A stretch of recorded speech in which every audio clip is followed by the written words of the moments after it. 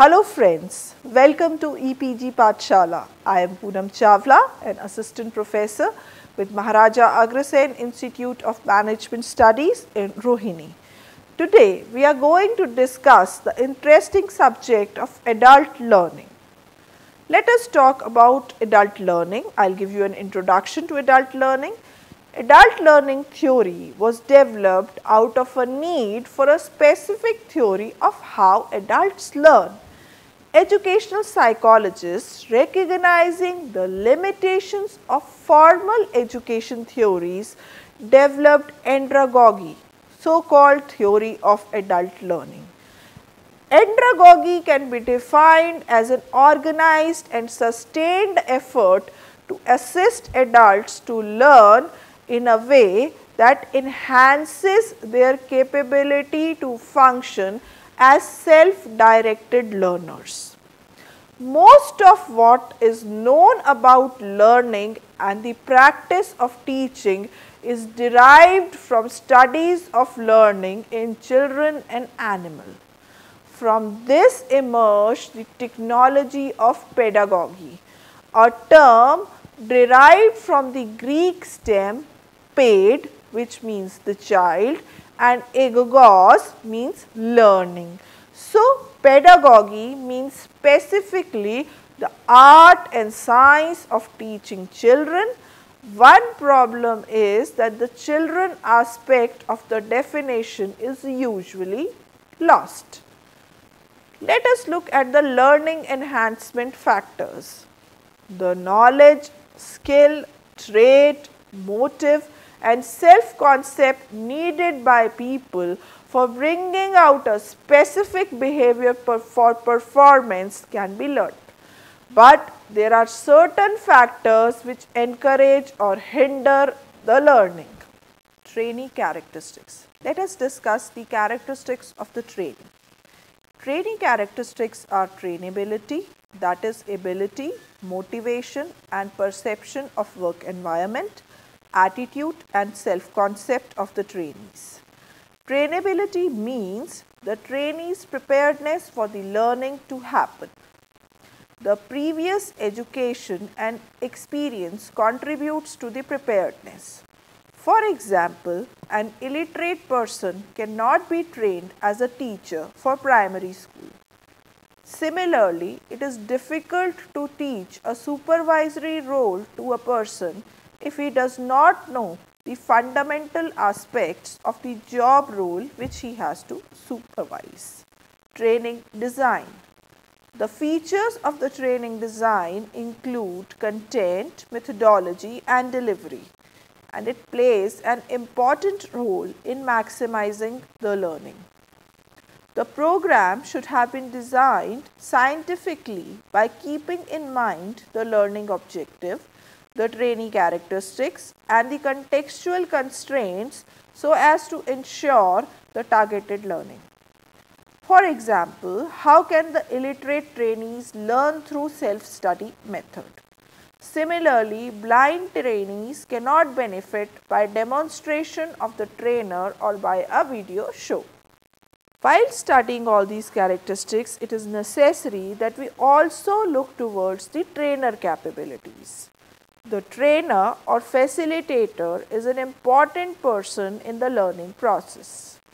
The knowledge, skill, traits, self-concept and motive that he brings with him to the learning environment can make or break the success of learning. Even in a self-study learning approach, the trainer or the facilitator plays a role in the way he has developed the learning material. Training environment. The training environment includes both physical environment and the psychological environment. The things like surroundings, settings and locations are the components of physical settings. The training center must be equipped with learning amenities like training aids, labs, libraries and well-designed classrooms. The center should be surrounded by a pleasant neighborhood with parks, trees and playgrounds which is free from pollution of noise, dust, smell and other irritants. Psychological environment is the atmosphere in which training is being conducted. For example, if a program is conducted on why employees should be loyal to their employer and there are widespread rumors about large-scale retrenchment of employees, the result may not be successful learning. We can see in the next slide the pictorial representation of the factors that contribute to enhance learning. Transfer of learning. Retention of learning is a prerequisite to transfer of learning. Retention of learning is very important as the learning itself. Retention of learning hereby refers to the ability to recall the learned abilities as and when required at a later date. If the trainees fail to retain what they learned, then it is only a waste of time and money. There are certain factors that contribute to the retention of learning like meaningfulness of the material, degree of the original learning and interference. Transfer of learning means realizing the learned abilities of training in the form of performance at work or the ability of the trainees to successfully use the learned capabilities for task performance on the job. Assumptions that are to be taken in andragogy. Malcolm Knowles adapted the theory of andragogy teaching strategies for adult learners to adult learners in the 1970s. Knowles' andragogy outlines theoretical and practical methods based on 6 characteristics of adult learners. Understanding these characteristics will help inspiring the adults to enhance their skills and improve the quality of training. What the learners need to know. Adults need to know that they should learn something, why they should learn something rather. Under the more standard pedagogical model, it is assumed that the students will simply learn when they are told. Adults, however, are used to understand what they do in life. They want to know the reason as to why they need to learn something or how it will benefit them. The learner's self-concept. Adults resent and resist situations in which they feel others are imposing their will on them. In spite of their need for autonomy, previous schooling has made them dependent leaders. It is the job of the adult educator to move adult students away from their old habits into new patterns of learning where they become self-directed, taking responsibility for their own learning and direction that it takes. The role of learner's experience.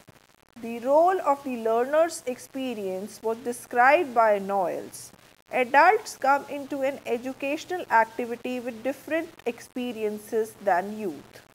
There are individual differences in background, learning style, motivation, needs, interests and goals, and it creates a greater need for individualization of teaching and learning strategies. Adults more easily understand the experience of their colleagues and their own experiences. Incorporating discussions, simulations, problem-solving activities or case methods helps in quick grasping of information in the training and applying the information to their job. What is the readiness to learn in adults? Adults become ready to learn when they know that it will help them in coping effectively with their real life situations. Adults want to learn what they can apply in the present, making training focused on the future. Training that does not relate to their current situations is not effective. Learners will be far more interested in developing knowledge and skills that they can apply in their current day-to-day activities. The less the training applies to their current role, the longer they'll have to wait to utilize their knowledge and hence they will put less attention. Orientation to learning. Adults are life-centered or task-centered or problem-centered in their orientation to learning. They want to learn what will help them perform tasks or deal with problems they confront in everyday situations. Much like the readiness to learn, adult will be far more interested in developing knowledge and skills that they can apply in their current day-to-day activities. Teaching practical techniques in the context of their day-to-day activities will be far more acceptable rather than teaching them theoretical concepts. Motivation. Noel says that adults are responsive to external motivators like better job, higher salaries, but the most potent motivators are internal like job satisfaction and self-esteem. Their motivation can be blocked by training and education that ignores adult learning principles. So, helping learners understand how training will help them to do their jobs better, perform better, will help them in receiving more rewards and recognition. Principles of effective adult learning. Vela suggests the 12 principles for effective adult learning. They are: number 1, involve the learner in determining what is to be learned. Provide safety in the environment between teacher and learner for learning and development. There has to be a good rapport between the teacher and learner for better understanding and appreciation of each other's point of view. Careful attention should be given to the sequencing of content and reinforcement. Have action with reflection or learning by doing. Learners be given respect as subjects of their own learning. Cognitive, affective and psychomotor aspects like ideas, feelings or actions are to be considered in learning. The lessons, skills learnt should be such having scope for application in the immediate future. The role of learning should be clearly defined and developed. Use more and more of small groups to encourage team-based learning. Engage the learners in what they are learning by motivating them. Fix accountability on the participants by evaluating the training. Implications of adult learning for training. The acceptance of an andragogical approach to training provides the trainer with the need to consider the following. The physical environment should be one in which adults feel at ease, with furnishings that are comfortable and informal. The psychological climate should be the one that causes adults to feel accepted, respected and supported. There should exist a spirit of mutual respect and cooperation between the trainer and the learners, in which there is a freedom of expression without the fear of ridicule. A person feels more adult in an atmosphere that is friendly and informal. The behavior of the trainer probably influences the character of the learning event more than any other single factor. The trainer conveys in many ways his or her attitude of interest and respect for learners. The trainer who takes time and trouble to get to know the learners individually and calls them by their first names is promoting the right sort of atmosphere. Very important is the willingness to learn, to listen, to respect and to respond to the views expressed by learners. As adults are themselves a rich source for learning, greater emphasis should be placed on techniques that use such experiences. Training methods like group discussions, case studies, in-tray exercises or in-basket exercises as they are called, action learning promote participation in a learner-centered environment. Implications of adult learning for training design. The first is diagnosis of need. The adult's concept of self-direction is in potential conflict with the more traditional practice of the supervisor or trainer telling them what to learn.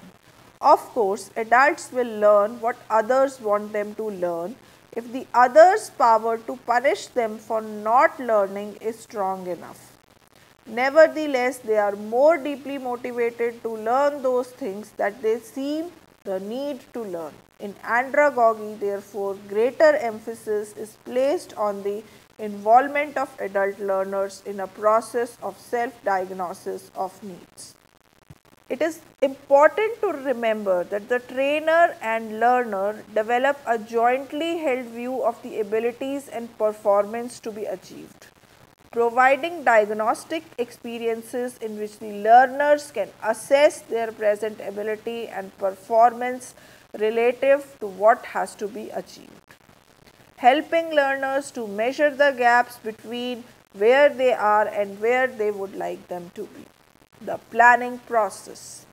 A basic element in the technology of andragogy is the involvement of the learners in the process of planning their own learning, with the trainer acting as counselor, guide and resource. The function of planning consists of translating diagnosed needs into specific behavioral objectives, designing and conducting learning events to achieve these objectives. Conducting the learning event.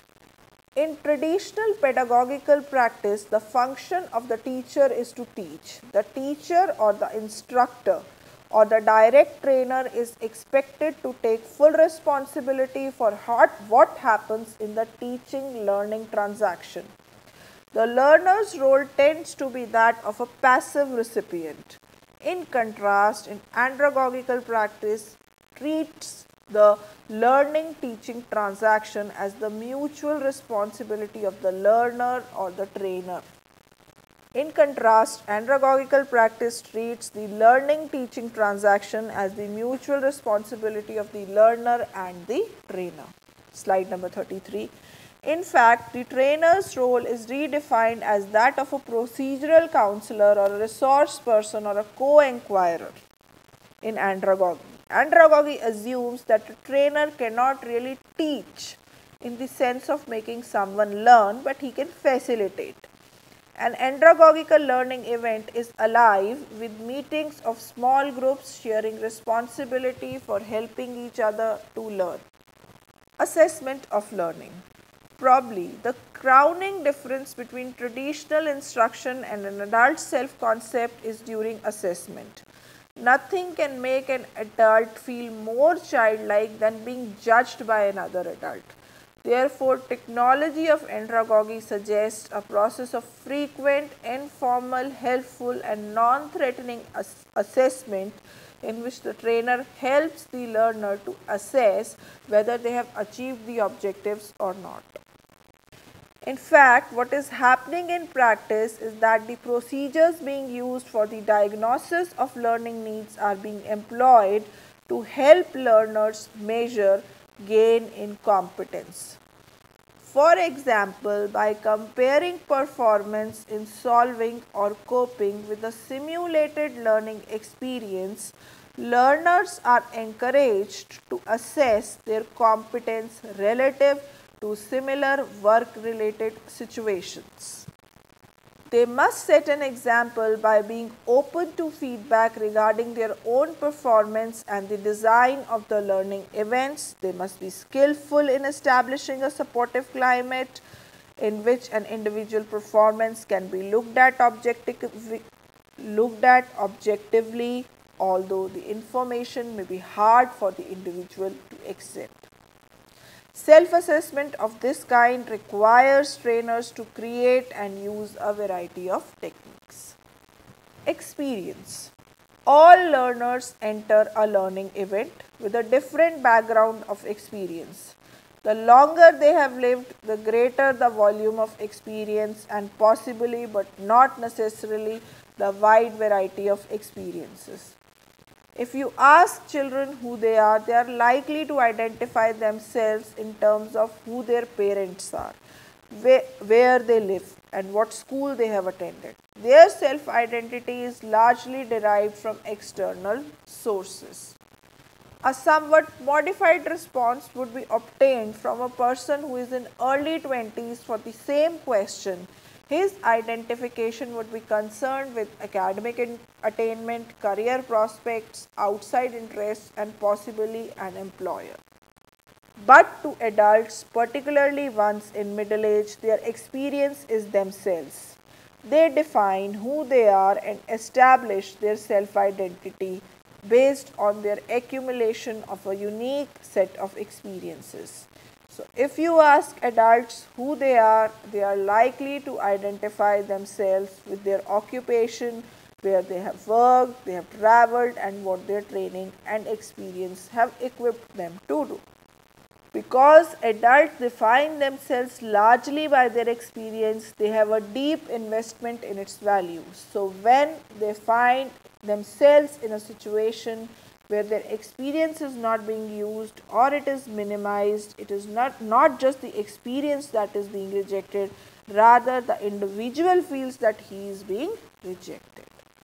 It's the pictorial representation of the design issues and the implications associated with it. When to use andragogy?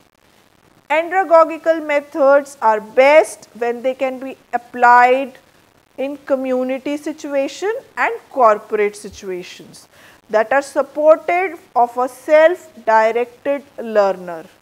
Human resource department should also consider andragogical principles when designing their employee development programs. Andragogy may not be appropriate for higher education, as it is not intended for the development of foundation of theories or practices that are critical in the higher educational environment.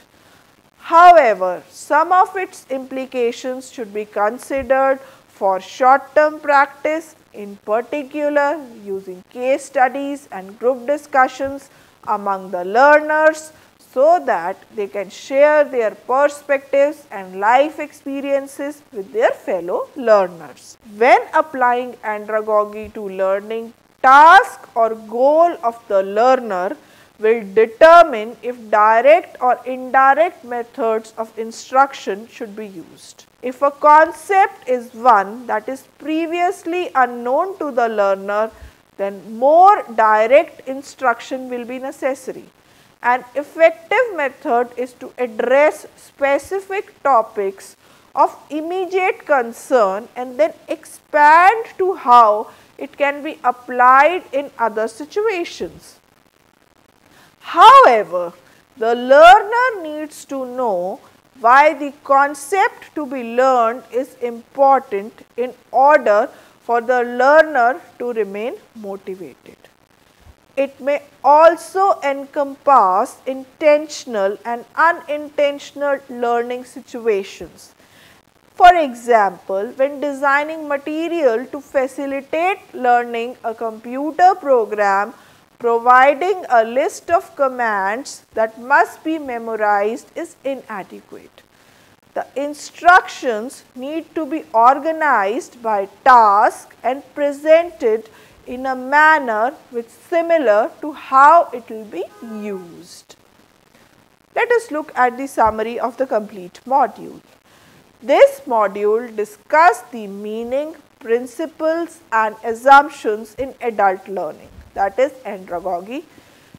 Many adults believe that they learn through experience. As a result, trainers need to provide opportunities for trainees to experience something new and discuss it or review training material based on their experience. Despite the learner ultimately having control of learning through self-directed means, the instructor and instructional designer need to facilitate the opportunities for the learner to experience growth. Andragogy reorients adult educators from educating people to helping them learn. This method used may range from isolated instruction within a curriculum or integrated instruction. The learner must be within an environment that values self-directed learning. Noyes places an emphasis on the concept of safe environment. Please remember that learning is a lifelong process. A particular skill might be taught once.